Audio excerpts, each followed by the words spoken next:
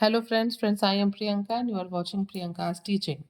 Friends, today I am going to explain you lesson number 6 given in the book of class 4 Gulmohar, and the title is Tyne and the Faraway Mountain. Okay, first of all I want to tell you something about Tyne Mina. Friends, she is the main character of this story and I want to tell you that she belongs from Arunachal Pradesh, North India. She was the first women जिन्होंने North India की first women जिन्होंने Mount Everest पे चढ़ाई की. So friends, I am going to explain you the chapter line by line, so please be with me and let's start. In Ichali, in the Mishmi Hills of Arunachal Pradesh, young Tain Mina heard a wondrous call from the mountains in the distance. Author यहाँ पे बताता है कि इचाली, अरुणाचल प्रदेश की इचाली से belong करने वाली जो छोटी सी ताइन मिना थी, उन्हें जो है पहाड़ियों से बहुत ही क्या आवाज आती थी, वंडरस साउंड एक आता था, आश्चर्य करने वाला. ये जो इचाली है ये मिसमे हिल्स के पास था. She was drawn to it, a sound only she could hear. ये केवल ये आवाज एक ऐसी आवाज थी जिसे केवल वही सुन पाती थी, वही फील कर पाती थी, और इसे सुनने के बाद वो उस आवाज में बिल्कुल खो जाती थी, बह जाती थी. She heard it while she climb the trees. पेड़ों पे जब वो चढ़ा करती थी तब उन्हें ये आवाज सुनाई देती थी. She heard it when she rain through the jungle. जब वो जंगलों में दौड़ा करती थी तब उन्हें ये आवाज सुनाई देती थी. She heard it when she spend long days lying under the sun. वो जब दिनों में बहुत लंबे समय तक पेड़ों के नीचे लेटी रहती थी तो उन्हें ये आवाज सुनाई देती थी.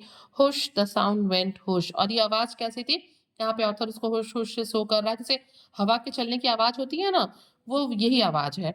आह, Tine would smile, what a wonderful life. और जब वो इस आवाज को सुनती, वो मुस्कुराती और वो कहती कि जीवन कितना ही क्या है, वंडरफुल है.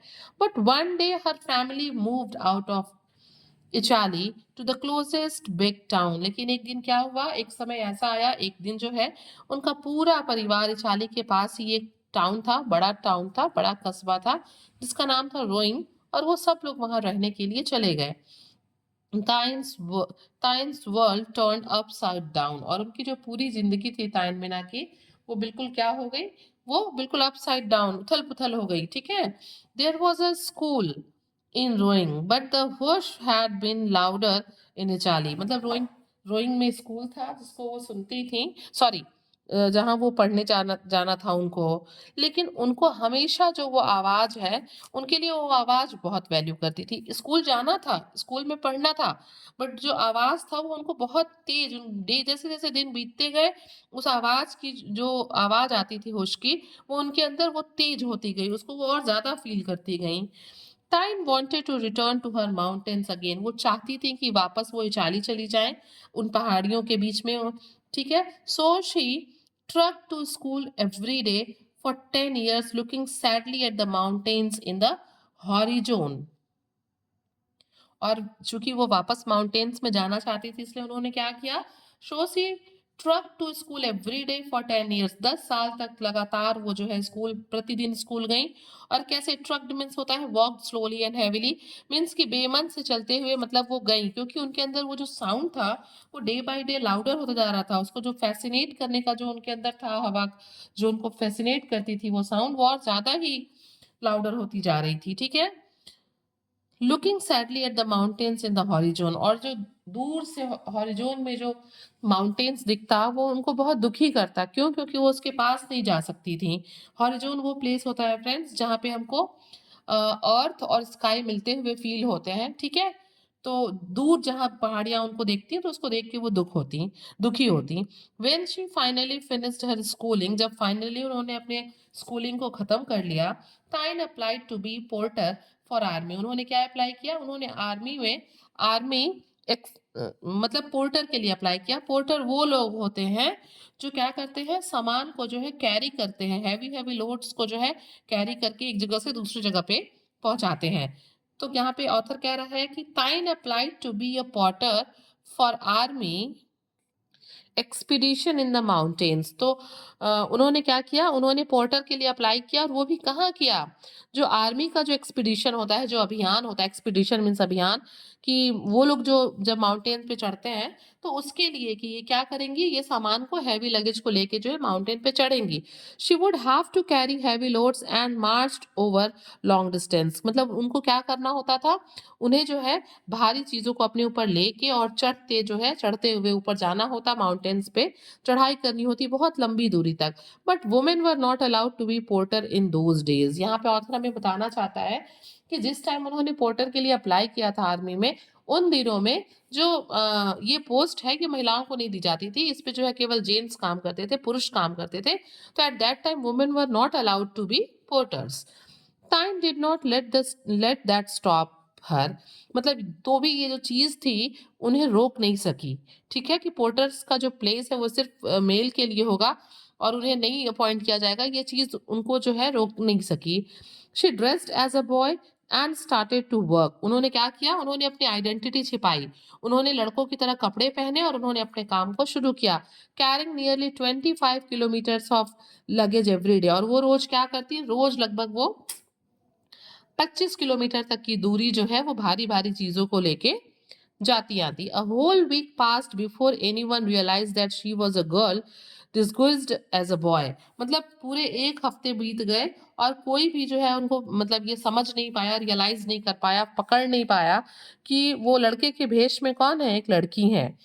द ऑफिसर स्कोल्डेड टाइन फॉर ब्रेकिंग द रूल्स। लेकिन जब ऑफिसर्स ने उनको पहचान लिया कि ये जो पोर्टर है वो कोई बॉय नहीं बल्कि गर्ल है और वो ताइन है, तो उन्होंने उन्हें बहुत डांटा रूल्स को ब्रेक करने के लिए, क्योंकि आर्मी के कुछ रूल्स होते हैं, तो उसको ब्रेक करने के लिए उन्होंने ताइन को बहुत डांटा, स्कोल्ड किया।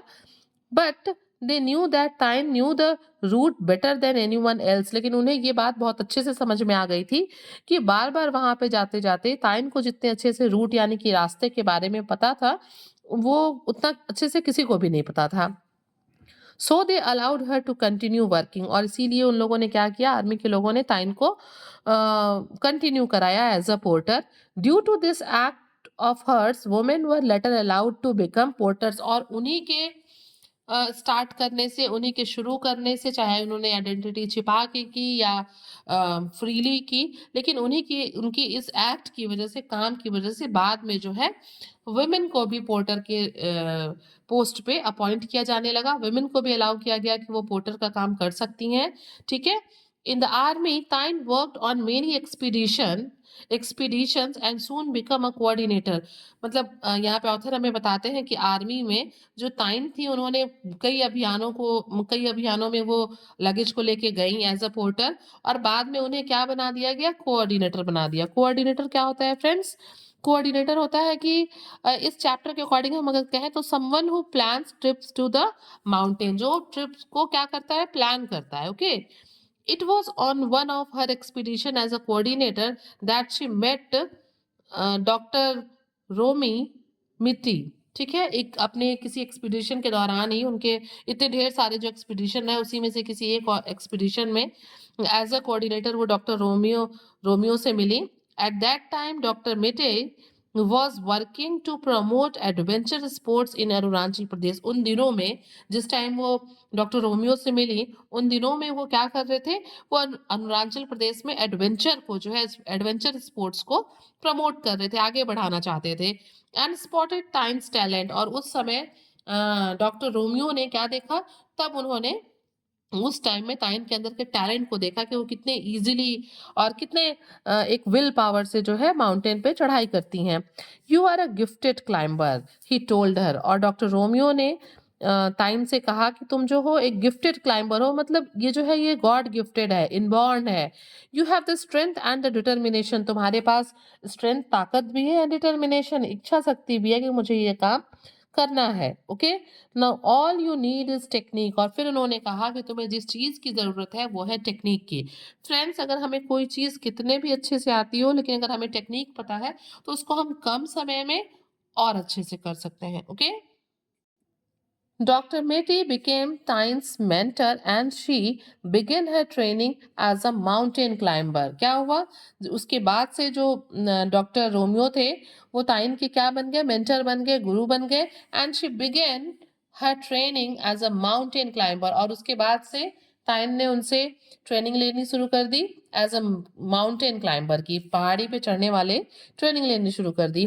The distant mountain still called her, और उन्हें अभी भी फील होता कि वो आवाज आ रही है और दूर का जो माउंटेन है जो बहुत दूरी पे है वो उनको बुला रहा है. But Tine did not know the name of the distant mountain. Still she watched the race for Everest, a film about the first climb of Mount Everest. लेकिन टाइन जो थी उन्हें जो है माउंटेन का नाम नहीं पता था. वो दूर माउंटेन को देखती रही थी बट उन्हें नाम नहीं पता था. और तभी क्या हुआ, she watch the race for Everest, a film about the first climb of Mount Everest. उसके और तभी उन्होंने वो मूवी देखी जिसका टाइटल है द रेस ऑफ एवरेस्ट, जिसमें जो है माउंट एवरेस्ट पे जो फर्स्ट क्लाइंब हुआ था उसके बारे में बताया गया है. First became a roar now. अब ये आवाज जो उनको सुनाई देती थी, जो डे बाय डे लाउडर हो रही थी, तेज हो रही थी, इस मूवी को देखने के बाद वो जो रोर थी, जो आवाज थी, वो रोर में, दहाड़ में कन्वर्ट हो गई. मीन्स वो और जोर से सुनाई देने लगी. And climbing mountain Everest became her dream.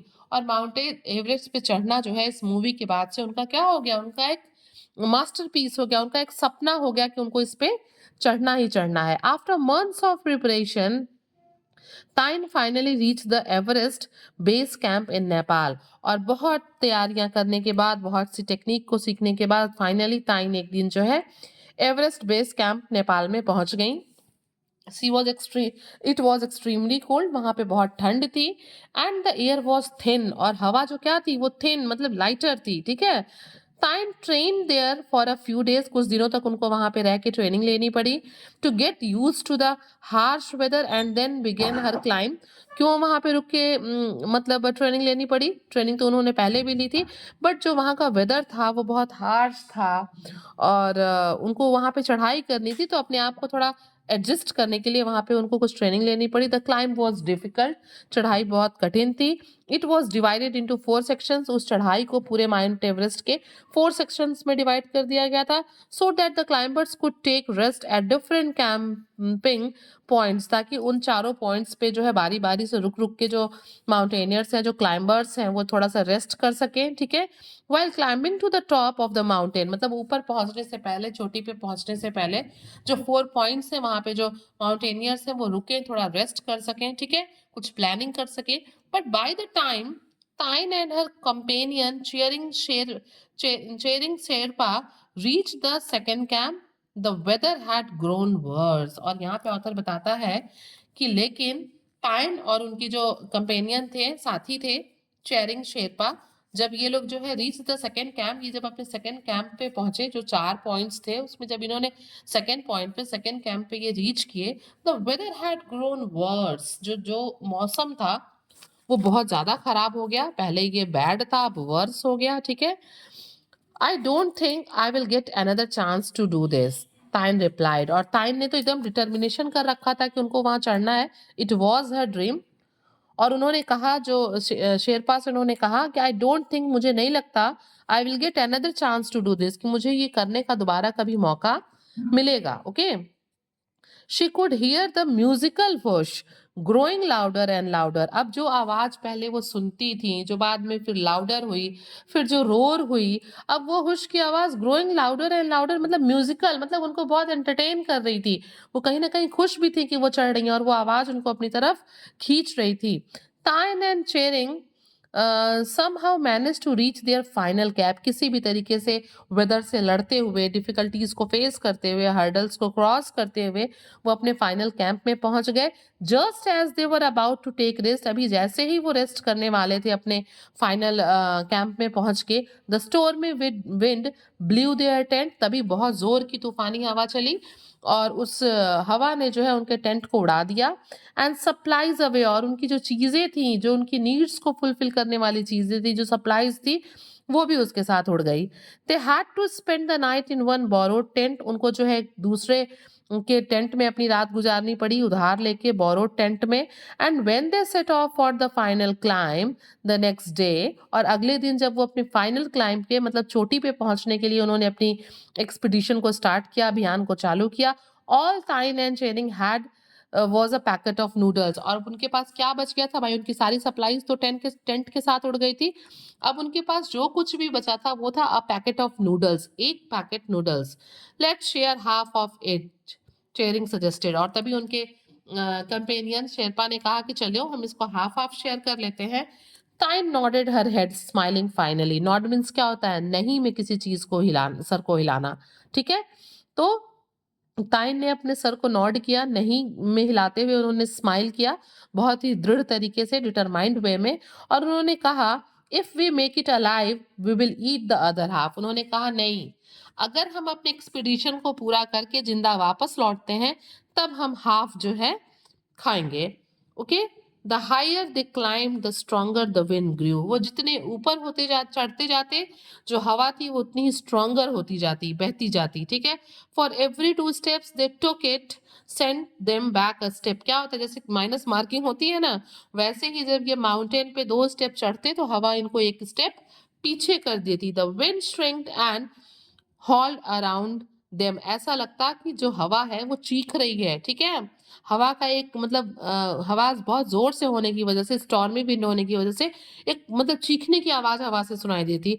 But Tine could only hear the magical tune of वर्श। लेकिन ताइन को कौन सी आवाज सुनाई देती जो उसको फैसिनेट कर रही थी, जो उसको म्यूजिकल लग रही थी, जो पहले लाउड थी, लाउडर हुई, फिर रोरिंग हो गई। उनको तो सिर्फ वही आवाज सुनाई दे रही थी, कोई रोरिंग, कोई स्ट्रिंग्ड आवाज, कोई हॉल, कुछ नहीं सुनाई दे रहा था। Okay, so they pushed ahead fearlessly and continue to climb to the top. और इसी वजह से जो है वो दोनों ही, शेरपा और ताइन जो थे वो आगे बढ़ते रहे।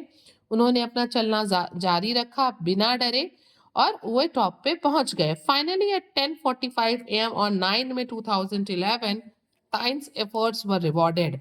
और हम कह सकते हैं एज अ कॉन्सिक्वेंस ताइन का जो एफर्ट था, उनकी जो कोशिश थी, वो 9 मई 2011 को 10:45 पे रंग लाई, उन्हें पुरस्कृत किया गया। And she climb to the top of Mount Everest, the highest mountain in the world, the first women from North East of India to have done so. और वो नॉर्थ ईस्ट की पहली ऐसी महिला बनी जिन्होंने माउंट एवरेस्ट पे चढ़ाई की। और माउंट एवरेस्ट कैसा एवरेस्ट है?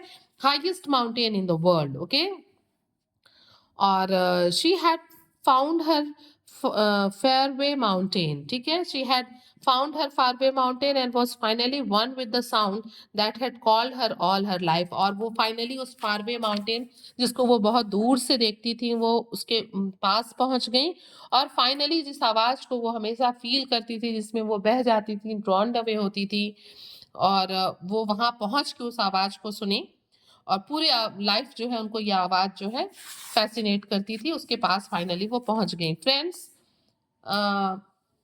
please let me know in the comment section that how was the explanation. And one more thing, in starting I told that Meena belongs from North India. No, she's not North India, not, it's Northeast. Okay, Arunachal Pradesh की थी वो। ठीक है friends, if you like the explanation please do share to others, and will thank you for watching.